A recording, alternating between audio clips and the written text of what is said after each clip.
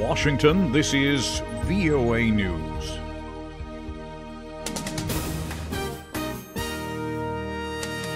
I'm Christopher Cruz reporting. U.S. Secretary of State Mike Pompeo says real progress has been made in negotiations with North Korean leader Kim Jong Un's top deputy in New York about a possible meeting between Kim and President Trump.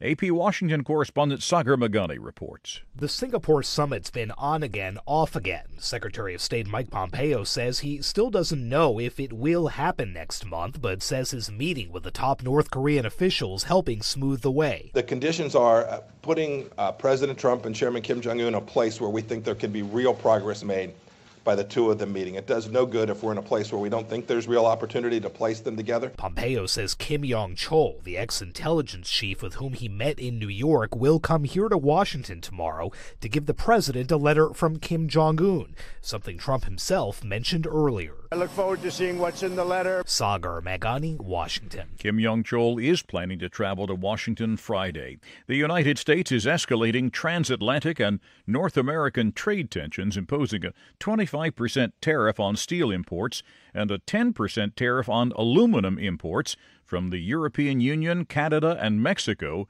beginning on Friday.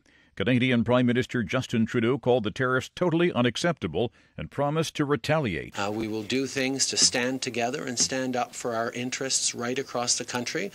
That's what they expect of this government, but that's also what we expect of each other. Canada, the EU, and Mexico had been granted a temporary reprieve from the U.S. tariffs after Trump unveiled them in March. Trump has repeatedly said the tariffs are necessary to protect American jobs.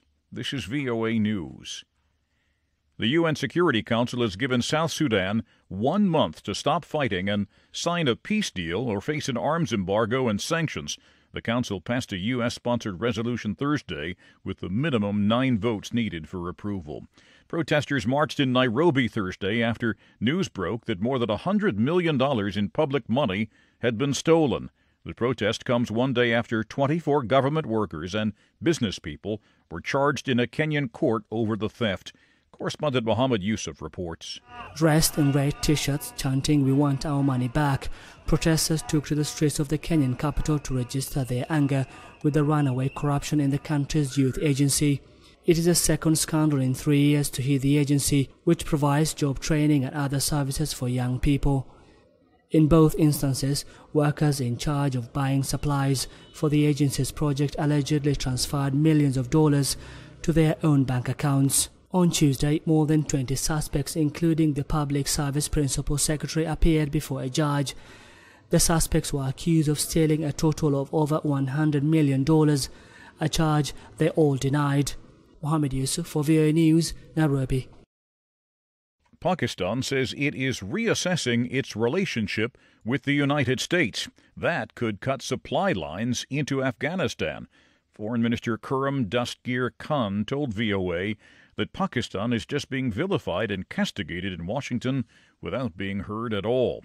The once mighty Sears retail store chain continues to struggle. Associated Press correspondent Matt Small reports. Sears is closing another 72 stores after reporting first-quarter losses and plunging sales. The retailer says it's identified about 100 stores that are no longer turning profits, and 72 of those locations will be shuttered soon.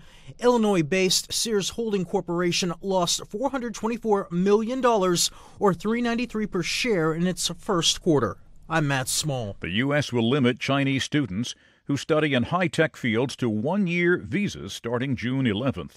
The State Department said that under the new policy, consular officers may limit how long visas are valid rather than the usual practice of issuing them for the maximum 5 years.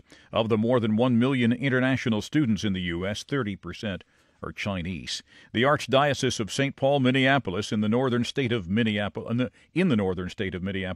has reached a $210 million settlement with victims of clergy sex abuse.